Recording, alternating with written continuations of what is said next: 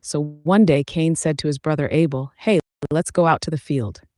Abel, being the kind and trusting guy he was, didn't think twice and agreed. They both headed out to this quiet, empty field where no one else was around. Abel was just soaking in the beauty of the place, lost in his thoughts, enjoying the peaceful vibe. But Cain, well, he had something else going on in his head, something that would change everything.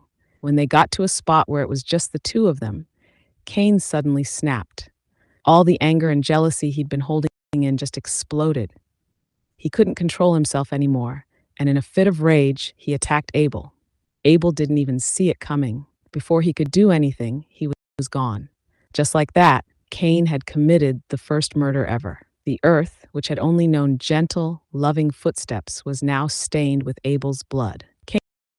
Cain stood there staring at what he'd done and felt this wave of fear and regret wash over him. He was freaking out, thinking, "What have I done? How can I ever make this right?" While he was spiraling in these thoughts, God sent a raven, yeah, a black bird, to show Cain what to do next. Cain watched as the raven dug into the ground with its beak and buried something. It was like a light bulb went off in Cain's head. He realized he had to do the same for Abel. So he dug a hole in the ground and buried his brother, just like the raven had shown him. And then Cain said to himself, "Man, was I really that clueless?